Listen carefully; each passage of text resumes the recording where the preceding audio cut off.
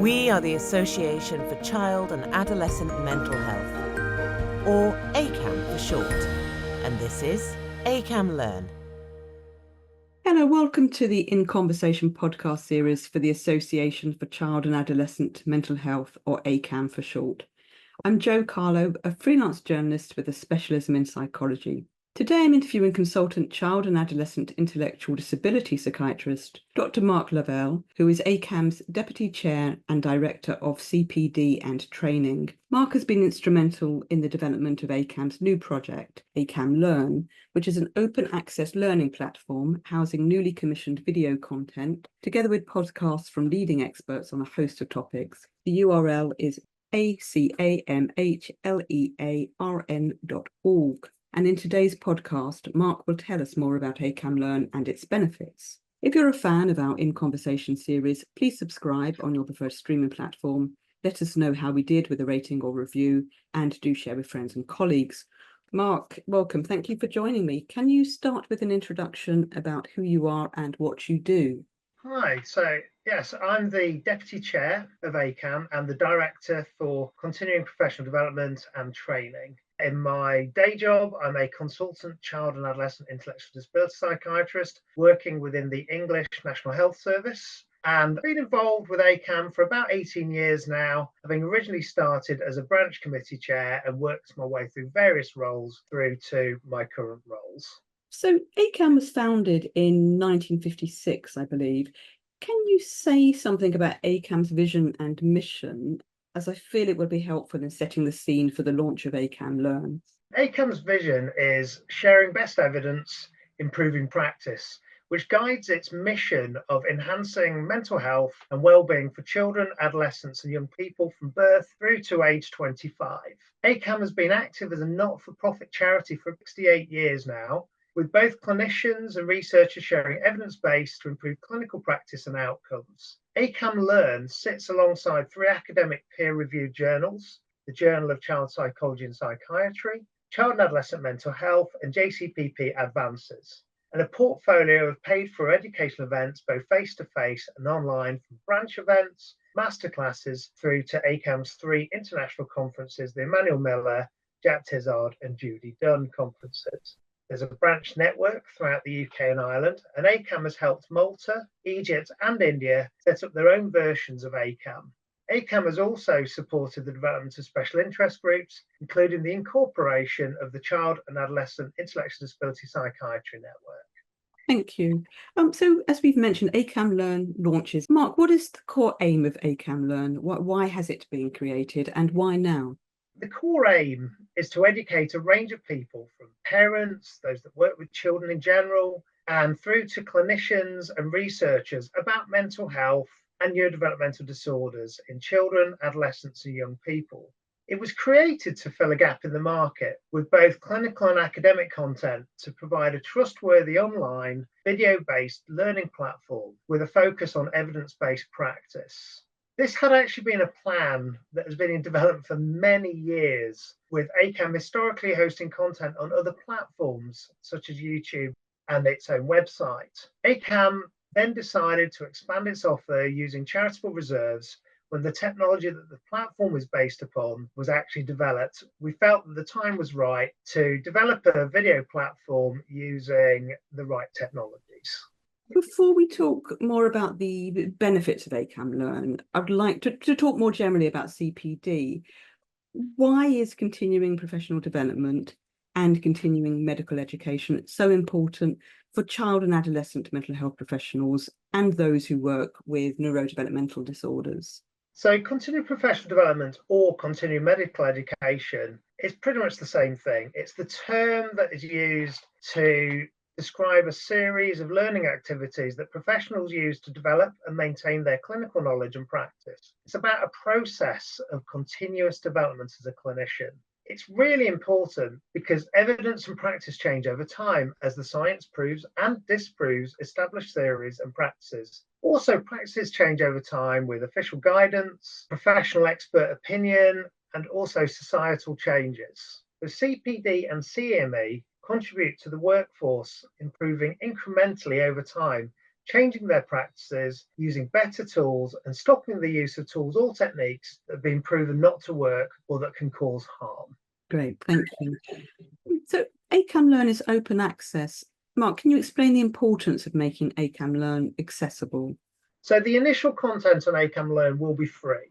This is intentional to allow a core level of knowledge about mental health and neurodevelopmental disorders to be available throughout the world. We acknowledge that there is a lot of biased or false information available, particularly on the internet, and that ACAMH Learn aims to provide good quality, trustworthy content for individuals to engage with. Much of the world can't access education in this area owing to the cost of accessing it, or that it's often provided within particular countries and might be linked to time zones, for instance, for live events. So we feel that though we're a UK-based charity, our remit should go far wider than just the UK. Fantastic, great. Let's get into the detail of ACAMH Learn. What will it encompass? Can you give us a kind of overview, a brief overview? ACAMH Learn will contain audiovisual content covering the full range of mental disorders and neurodevelopmental conditions, as well as service delivery aspects, research methodology, and situational or topic-based content, such as trauma or perhaps country-based content, that sort of thing. At launch, there'll be about 50 newly commissioned videos and ACAMH's archive of about 250 videos and podcasts. And my understanding is that ACAMH Learn's content is going to be aimed at 3 levels, so introductory, in practice, and in depth. Can you elaborate on each and why the content has been pitched in this way? So introductory level is for those with little or no knowledge of a topic. This might be for parents, teachers, students, social workers, or those with lived experience. The next level up in terms of complexity is the in practice level. And this is for those that work generically within child and adolescent or adult mental health services with a focus on knowledge and practice. So it's a clinical level of knowledge. The in-depth level is for those that require additional expert learning, such as clinicians with additional experience or knowledge, or for researchers. This level will contain much of the academic content, including the science and research summaries.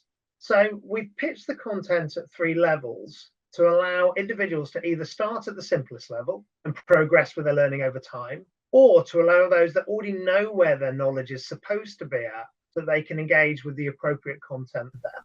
Mark, how easy is ACAMH Learn to navigate around? Can you describe some of the functions that will make for a smooth user experience? And how inclusive is it? So, for example, will it be accessible for those who don't have English as a first language and for those with neurodiversity? So the ACAMH Learn website runs alongside the acam.org website. So there's 2 websites that have overlaps between them. The ACAMH Learn website was developed with a user testing group, and the feedback they gave allowed us to improve the learning experience. Transcripts are created in English.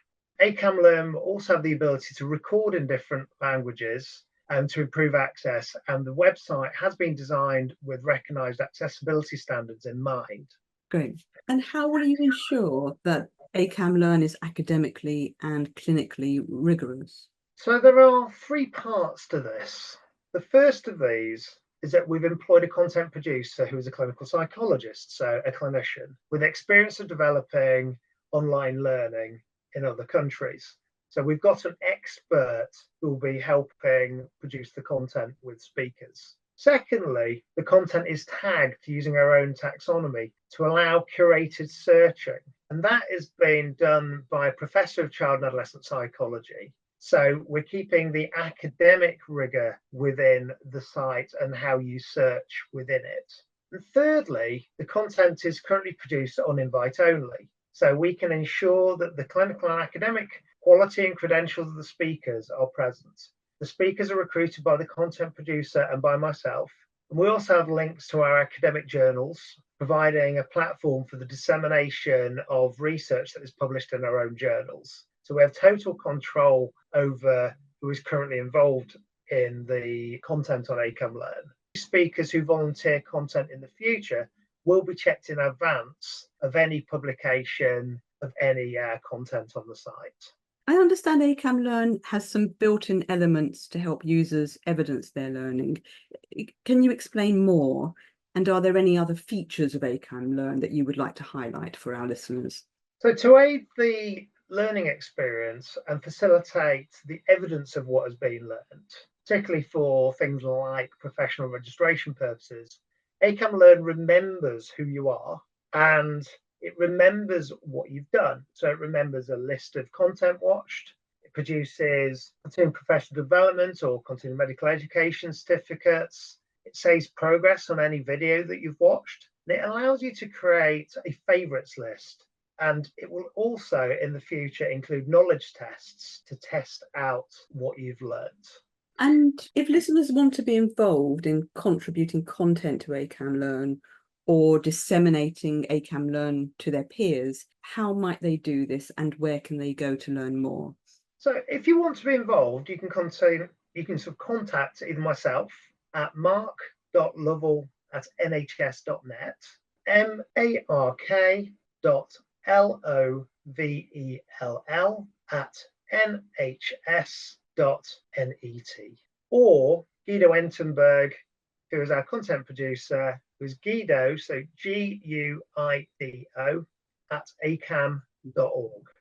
If you want to share content with others, you can do this directly from the ACAMH Learn website, either by sharing the whole content through links or through the ability to make shorter clips. You can also ask for advertising posters to be delivered to you by ordering those at ACAMH-store.org. Brilliant, thank you.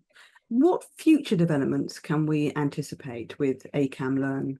We are planning on sort of exploring developing content in different languages, either in the primary source, so in a different language, or through translations. Some of those might be through professional translators, but also we might consider sort of translation programs to allow that to occur in different languages. We're also considering developing a researcher hub to allow researchers to share video summaries of their peer-reviewed journal articles. We are also exploring options of partnering with other like-minded agencies. Finally, Mark, what is your take-home message for our listeners? I guess this comes down to three things. Watch out for the launch, engage in learning, consider contributing new content. Brilliant. Mark, thank you ever so much. That was a very helpful introduction to ACAMH Learn. For more details on Dr. Mark Lovell and ACAMH Learn, please visit the ACAMH website, www.acam.org, and Twitter at ACAMH. ACAMH is spelled ACAMH. And don't forget to follow us on your preferred streaming platform. Let us know if you enjoyed the podcast with a rating or review, and do share with friends and colleagues.